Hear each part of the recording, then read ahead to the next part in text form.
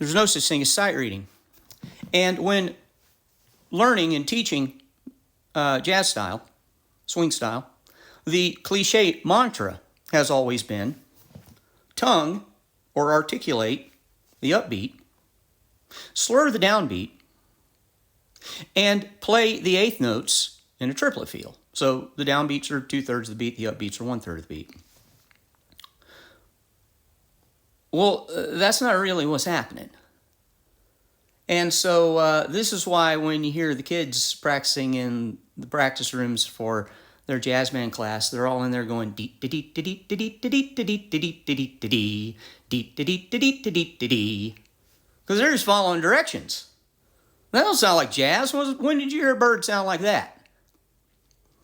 And so I talked about in my air dart video that that one of the first things I figured out when I was trying to piece this together was that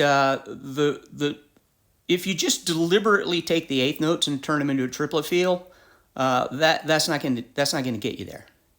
If you just tongue all the ups, slur all the downs, and play the eighth notes like triplets, it's going to be an immediately recognizable pattern to a listener, and it's going to sound cheesy and contrived. That's why the kids, when they do it, they sound like they're bouncing on the back of a horse. And so if you just take the eighth notes and just play them in a triplet feel, it's not going to lock in, because swing doesn't really do that. When you're going at a slow speed, it's closer to dotted 8/16. And you speed up a bit, and it turns sort of into triplets. And you get a little faster, and it's kind of in between being a triplet and being straight. And then once you get fast enough, the eighth notes are just straight.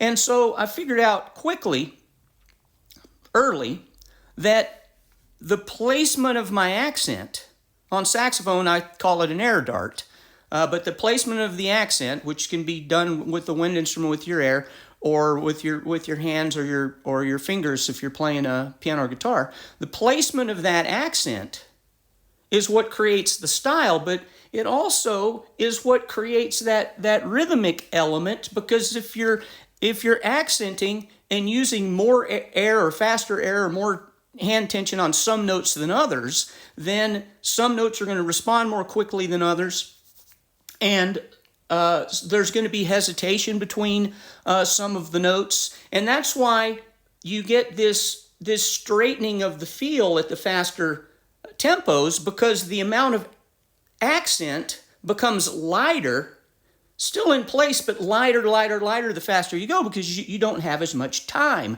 There's also fluctuation in the swing feel depending on what rhythm section, what drummer you're playing with. Some drummers swing harder than others, some drummers swing straighter than others. So the style is created by the placement of those accents. On saxophone, the placement of those air darts, and it became obvious pretty quickly that the accented notes are the tongue notes. The accented notes are the articulated notes. The notes that are slurred, the notes that are not articulated, are the quiet notes. So then the question was, well, which notes are tongued and which notes are slurred? Which notes are articulated and which notes are not? And it's not just tongue all the ups and slur all the downs. You tongue more of the ups and slur more of the downs, but it was clear from the beginning, just through listening to great players, that they're not tonguing every upbeat and slurring every downbeat. In fact, it's like 60-40. It's not even, I mean, you tongue more ups than downs, but it's not 100% of the ups are tongued 100%. It's not even close to that. And so then the question was, okay, so which notes are they actually tonguing? Which notes are they actually articulating, and which notes are they not? Is there a pattern here? And that's what I started looking for. So piecing this together took a long time. I could actually do it before I figured out what it was, through imitation, right? I mean, most jazz players learn to play through imitation, but I'm a music teacher. I wanted to be able to explain to my students how to do it so they could learn it much more quickly.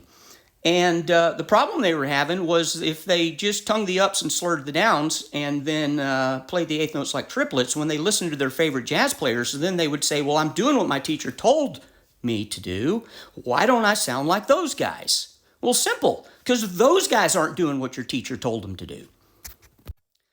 So if the kids are listening to great jazz players and they're trying to imitate and they know what to listen for, then that process becomes a much speedier and more accurate process. But if what they know in their head conflicts with what they're hearing with their ears, well, they can't piece it together. I'm following directions. I don't understand why it doesn't sound like that. And so the process of figuring out which are truly the tongue notes and which are truly the slurred notes, this required lots and lots of transcribing. And so when I transcribe, and I used to transcribe a lot. I don't do it as much anymore, but years ago I used to transcribe a lot, and I would always learn the solo first and then write it down. I'd be able to play the whole thing first. And when I would transcribe, I'd transcribe the whole thing. I'd do the head. If there was a saxophone solo, a trumpet solo, and guitar solo, I did them all. Right? And then I would go back and write them down afterwards because that reverse engineers the reading process, right? You look at the music and you figure out what it sounds like, but if you figure out what it sounds like first and then have to reverse engineer, now what does it look like? It's like reading in reverse. And so I would transcribe and I would write in the articulations that the player was using.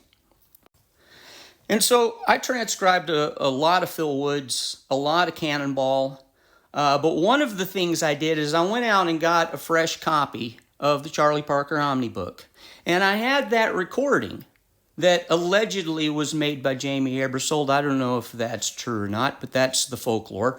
But there's a recording that has all of the Charlie Parker Omni book solos with everything edited out in the order of the book, right? It's a really cool recording. It's got interviews with Bird at the end. You get to hear him talk.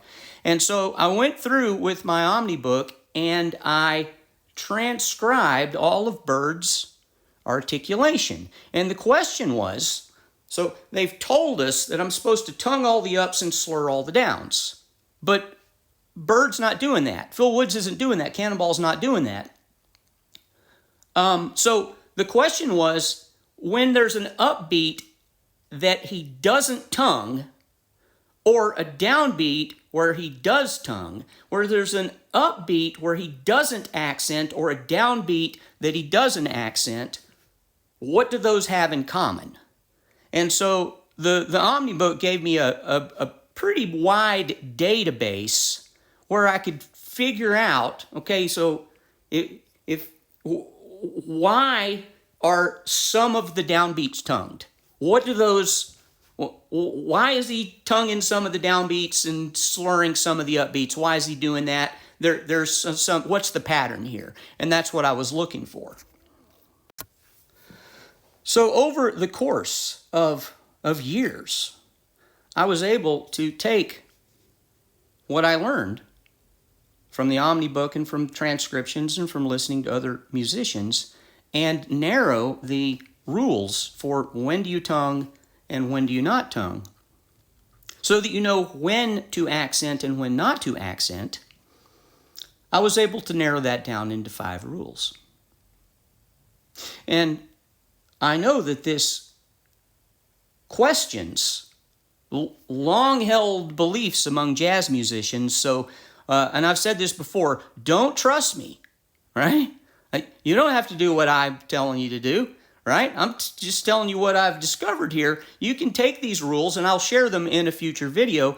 You can take them and listen to your favorite players and see if they're really doing this. Are they really tonguing and slurring when I say they are? Are they really doing the air darts the way I say they are? Is this really happening? You'll hear it's there. You don't have to take my word for it, right? You shouldn't take my word for it. My name's Mark Dooley. I've been a private music teacher for 37 years, focused on practical theory and music literacy.